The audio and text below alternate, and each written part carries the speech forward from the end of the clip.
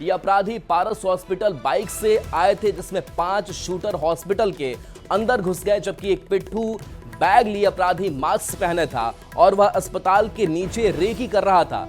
सभी 6 अपराधियों की जो तस्वीर सामने आई है, उसमें ब्लैक कलर का टी शर्ट पहने, मास्क पहने छठा अपराधी हॉस्पिटल के अंदर नहीं गया था। यह अपराधी एक बाइक ड्राइव करता हुआ नजर आ रहा है, जिससे आप सीसीटीवी फुटेज में भी देख सकते हैं। बाइक ड्राइव करते समय इसका फेस क्लियर है।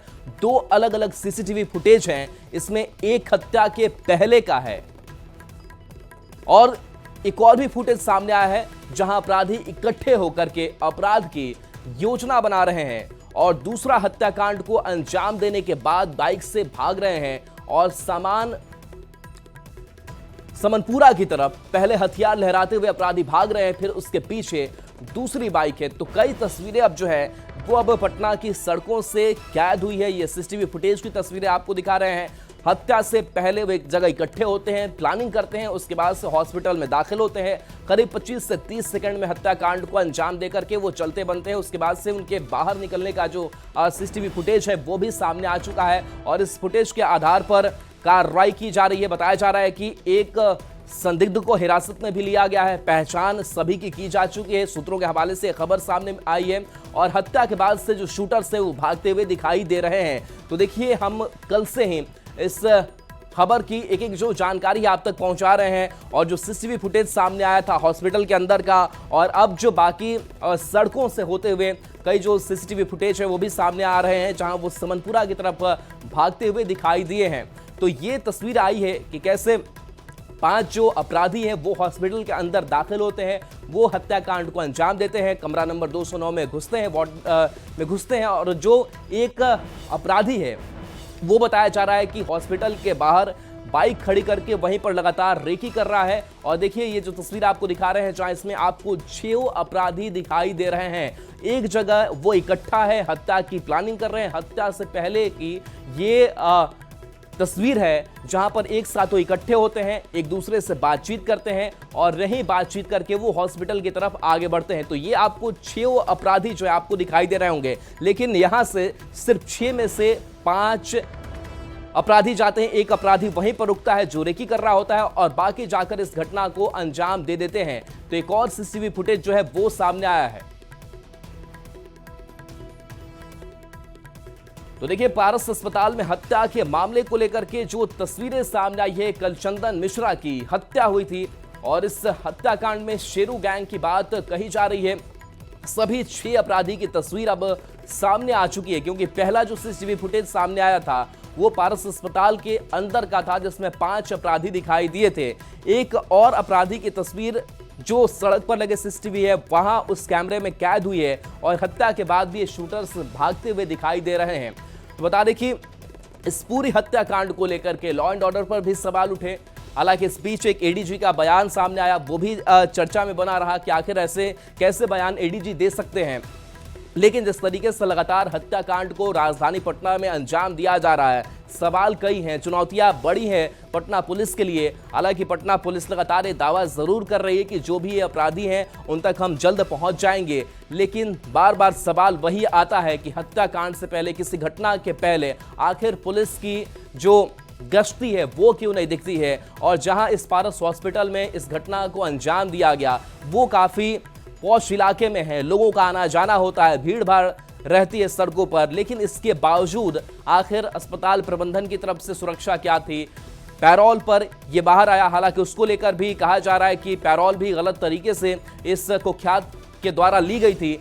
लेकिन जो कुछ भी हुआ वो कई सवाल खड़े कर रहा है। एक बार फिर से वो सीसीटीवी फुटेज आप तक पहुंचा रहे हैं जहां पर 6 अपराधी एक साथ बातचीत कर रहे हैं, प्लानिंग कर रहे हैं कि कैसे उन्हें घटना को अंजाम देना है। देखिए, पहला, दूसरा, इसके साथ साथ फिर से तीसरा, चौथा, पांचवा, छठा, और ऐसे करके ये अपराधी एक साथ जुटते हैं इस सड़क पर और आपस में बातचीत करते हैं। कुछ ने टोपी लगा करके रखी है, कुछ ने हेलमेट पहन करके रखा है, लेकिन जब यही अपराधी हॉस्पिटल के अंदर दाखिल होते हैं तो इनका चेहरा जो है वो बेनकाब होता है। चेहरे पर कोई खौफ नहीं होता है। संजय हमारे साथ न्यूज 18 संवाददाता जुड़ गए हैं। संजय, अब कई जो फुटेज है वो सामने आ चुके हैं कि कैसे एक साथ मिलते हैं, बातचीत करते हैं, प्लानिंग करते हैं, घटना को अंजाम देते हैं। अभी क्या कार्रवाई हो रही है, अपडेट क्या इस मामले पर? देखिए, इस पूरे मामले में छापेमारी चल रही है। कई लोगों को पुलिस ने हिरासत में लिया है, लेकिन ये जो सीसीटीवी फुटेज सामने आया है इसमें साफ तौर पर यह पता चल रहा है कि अपराधियों ने पारस हॉस्पिटल में हत्याकांड को, चंदन मिश्रा की हत्या जब कर दी उसके बाद ये बाइक से भागे हैं और जश्न मनाते हुए भागे हैं। जो पहली बाइक निकली है उसमें एक जो सबसे पीछे बैठा शूटर है वो हाथ में पिस्टल लिए हुए और हथियार जो है वो लहराते हुए समनपुरा के जो ठीक पारस हॉस्पिटल के बगल की गली है वहां से बाइक से होते हुए वो समनपुरा की तरफ भागा है। ठीक उसके पीछे दूसरी बाइक है जिसमें 3 अपराधी सवार हैं, यानी कुल कल 6 अपराधी थे जिन्होंने इस हत्याकांड को अंजाम दिया। इनके चेहरे साफ तौर पर सामने आ गए हैं और जो मेन शूटर है उसकी भी पहचान हो चुकी है और उसका नाम जैसा कि सबको पता है तौसीफ बादशाह है। हालांकि इसका नाम तौसीफ राजा है, लेकिन इसने राजा शब्द हटाकर अपना नाम तौसीफ बादशाह रख लिया है।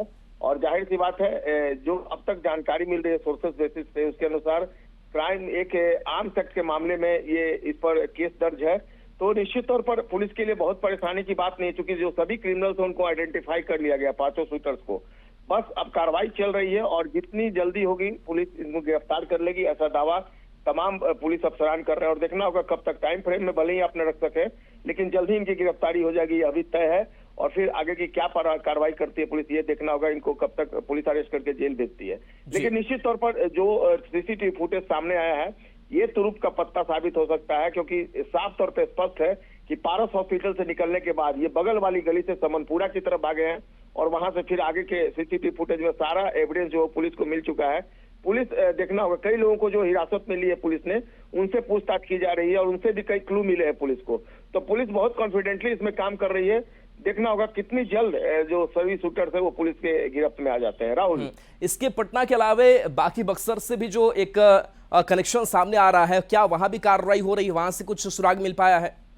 जी बिल्कुल, अब देखिए पुलिस ने स्पष्ट कर दिया है कि जो चंदन मिश्रा का कभी सहयोगी रहा था शेरू खान, उसी ने इस मर्डर कॉन्स्पिरेसी को अंजाम दिया है। शेरू खान फिलहाल पुरलिया जेल में बंद है और उसके गुर्गों ने इस हत्याकांड को अंजाम दिया है। तो बक्सर पुलिस भी इस पूरे मामले में पटना पुलिस के साथ काम कर रही है, एसटीएफ की टीम भी काम कर रही है। फुलवारी के अलावा समनपुरा और जो कई जगह है पटना के बाहर भी, वहां छापेमारी चल रही है और बिल्कुल एक कोऑर्डिनेशन की तरह काम किया जा रहा है। कॉन्फिडेंटली पुलिस काम कर रही है। पुलिस बहुत एश्योर्ड है कि बहुत जल्द इस पूरे मामले का खुलासा कर दिया जाएगा। राहुल जी चलिए, बिल्कुल शुक्रिया संजय इस अपडेट के लिए आपका। एक बार फिर से वो तस्वीर हम दिखा रहे हैं, ये तस्वीर तब की है जब ये हॉस्पिटल में घटना को अंजाम देने वाले थे। एक जगह ये 6 अपराधी इकट्ठा होते हैं और घटना को अंजाम देते हैं। तो हत्या के बाद भी शूटर्स दिखाई दिए हैं और जो जानकारी मिल रही है कि कई जो संदिग्ध है उसको पुलिस ने उठाया है, उनसे पूछताछ की जा रही है, उनसे कई जो क्लू है वो मिल सकते हैं। इसके साथ साथ बक्सर कनेक्शन जो सामने आया है, शेरू गैंग की बात जो कही जा रही है, वहां एक एक जगह पर पुलिस जो है वो काफी कह सकते हैं कि सीक्रेट तरीके से वहां पर जाकर के कार्रवाई कर रही है। बहुत कुछ पुलिस बता नहीं रही है क्योंकि उससे जांच भी प्रभावित हो सकता है, लेकिन इसके बावजूद भी पुलिस की तरफ से यह दावा जरूर किया जा रहा है कि वो इन अपराधियों को जल्द पकड़ेगी। और ये तस्वीर निकल करके जो सामने आई है, ये तस्वीर देख करके आप अंदाजा लगा सकते हैं कि इन अपराधियों के चेहरे पर कोई खौफ नहीं है, उन्हें बिल्कुल भी डर नहीं है कि लोग काफी